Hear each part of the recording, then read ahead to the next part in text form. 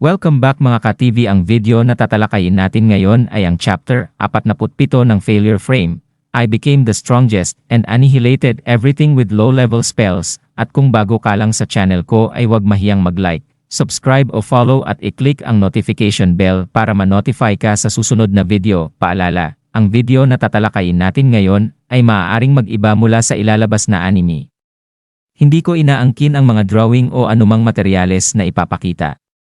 Ang layunin ko ay magpakita ng suporta at magbigay ng impormasyon tungkol dito. Ang lahat ng kredito ay nananatili sa mga orihinal na may-ari. Maraming salamat, ipinakita ni Erika kay Memori at sa iba pa ang isang espesyal na pulseras na ginawa niya. Sa pamamagitan ng paglalagay ng kapangyarihang mahika sa pulseras, si Eve, isang miyembro ng Leopard Kin, ay nagbagong anyo bilang isang tao. Ang pulseras na ito ay partikular na idinisenyo ni Erika para kay Edim at sa lahat ng miyembro ng Speed Clan na nagbibigay sa kanila ng kakayahang magmukhang tao.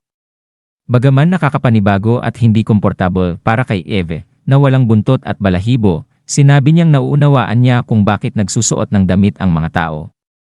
Ipinaliwanag ni Erika na ang mga magulang ni Eve ay malalakas at mabubuting nilalang ngunit masyadong nagtitiwala sa mga tao. Nangangamba si Erika na balang araw ay maaaring malipol ang lahi ng Leopard Kin, ngunit sa tulong ng pulseras na ito, maaari silang mamuhay na parang mga tao at makihalubilo. Habang nagpapatuloy ang usapan, nagpahayag si Memori ng kagustuhang matuto ng bagong mga kasanayan. Hinihiling kay Eve na sanayin siya sa paggamit ng espada upang mabawasan ang pasanin ni Seras na nagtuturo na sa kanya ng pangangabayo. Pumayag si Eve na tumulong at pinag-usapan nila ang iba pang kakayahan ng pulseras. Sa pamamagitan ng pagbabago ng porsyento ng mahikal na sangkap, maaari si Eve magbagong anyo sa iba't ibang hybrid na anyo, gaya ng pagiging tao, ngunit may braso ng leopardo.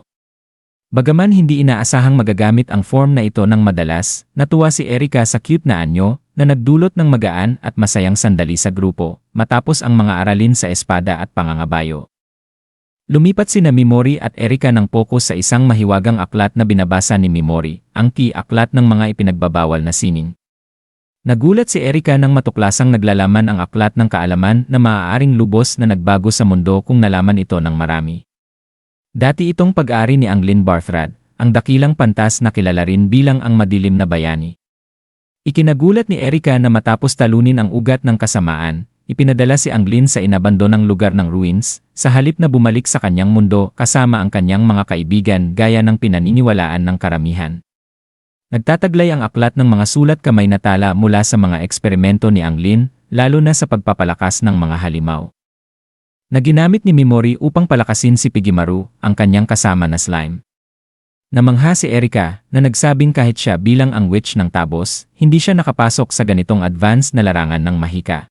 Ipinaliwanag ni Memori na ginagawa niya na ang ilang mga kasangkapan mula sa aklat, tulad ng isang batong nagpapalit ng boses at isang batong nagpapalakas ng tunog. Ngunit ang kanyang pangunahing layunin sa ngayon ay ang karagdagang pagpapalakas ni Pigimaru. Napansin ni Erika na may nawawalang isang materyal para sa pangalawang potion ng pagpapalakas. Ibinigay ni Erika ang materyal na ito ng walang kapalit na ikinagulat ni Memori. Sabi ni Erika na nararapat lang ito bilang gantimpala sa mabuting asal ni Memori. Magkasama nilang tinapos ang potion at sinubukan ito kay Pigimaru na biglang lumaki ng husto, halos sirain ang bahay. Bagaman nagulat noong una, napagtanto ni Memori na ang kakayahang ito ay magbibigay ng bagong dimensyon sa mga estilo ng pakikipaglaban kasama si Pigimaru. Bigla namang dumating ang ibon na familiar ni Erika na may dalang masamang balita. Sinimulan na ng hukbo ng dakilang emperador na demonyo ang malakihang pagsalakay patungong timog at inaasahan ng magiging mas mahirap ang darating na laban kumpara sa mga nakaraang labanan. Naghahanda na rin ang sagradong koalisyon para sa matinding labanan at ang mga bayani na tinawag mula sa ibang mundo ni Alyon ay isinama na sa iba't ibang hukbo. Partikular na binanggit ni Erika na lalahok sa laban si Cattleya Stramios, ang unang prinsesa ng banal na bansa ng Nia na magdadala ng kanyang hukbo.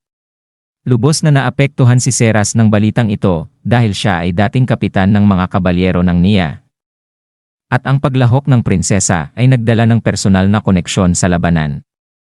Napagtanto ni Memori na hindi maaaring umiwas sina Seras at ang iba pang mula sa Nia sa gyerang ito dahil ang mga tao ay nakikipaglaban na ng buong lakas.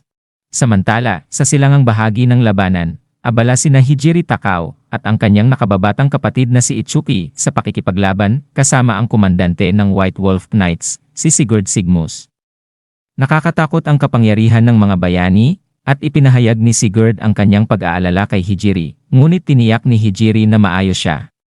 Sa kalagitnaan ng labanan, ginamit ni Hijiri ang kanyang natatanging mga kasanayan upang sirain ang mga kalaban habang sumusuporta si Itsuki sa pamamagitan ng kanyang mga lightning shifter na atake. Matapos ang matagumpay na pagsalakay, nagpunta sila sa isang karwahe kung saan isiniwalat ni Hijiri na intercept niya ang mga liham na ipinadala sa Diyosa. Isa sa mga ulat na natanggap niya ay mula kay Urza at nagbanggit ng isang anomalya sa ilalim ng sementeryo na kilala rin bilang inabandonang ruins.